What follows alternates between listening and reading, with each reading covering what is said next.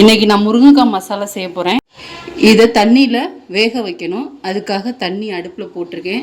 இது நல்லா கொதி வந்ததுக்கப்புறம் முருங்கைக்காயை போட்டால் சீக்கிரத்தில் வெந்துடும். தண்ணி கொதி வந்துருச்சு, நல்லா கொதிக்குது.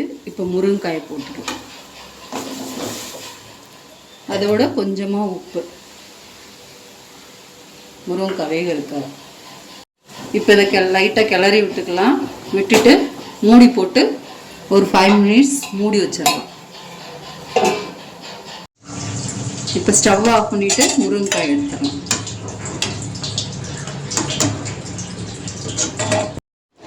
எண்ணெய் ஊற்றிக்கலாம்.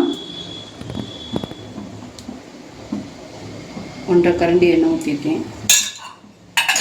கடுகு போட்டுக்கலாம்.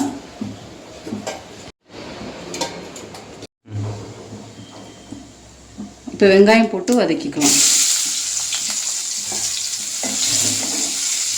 இப்போ பச்சை மிளகா போட்டுக்கலாம். கருவேப்பிலை, இஞ்சி பூண்டு பேஸ்ட் 1 ஸ்பூன், தக்காளி போட்டுக்கலாம். இப்போ முருங்கைக்காய் போட்டு பரட்டி விட்டுக்கலாம்.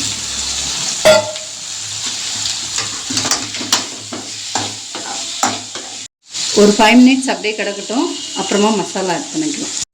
1 ஸ்பூன் மிளகாய்த்தூள், 1 ஸ்பூன் மல்லித்தூள், கொஞ்சம் உப்பு.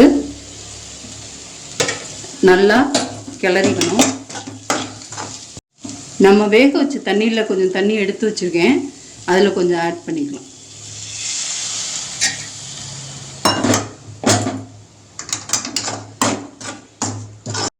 அரைக்கிறதுக்கு தேங்காய், 1 ஸ்பூன் ஜீரகம், 1/4 ஸ்பூன் சோம்பு, 1/4 ஸ்பூன் கசகசா எடுத்துருக்கேன். அரைச்சி எடுத்துக்கலாம். தேங்காய் அரைச்ச பேஸ்ட்டு 1 ஸ்பூன் விட்டு தேவையான அளவு தண்ணி ஊற்றிக்குங்க. ஊற்றி மூடி போட்டு மூடி வச்சிடலாம். முருங்கைக்காய் மசாலா நல்லா வெந்துருச்சு. ஆஃப் பண்ணிக்கலாம். முருங்கைக்காய் மசாலா ரெடி ஆயிடுச்சு. இது வீட்டில் செஞ்சு சாப்பிட்டு பாருங்கள். டேஸ்ட்டாக இருக்கும். லைக் பண்ணுங்கள், சப்ஸ்கிரைப் பண்ணுங்கள்.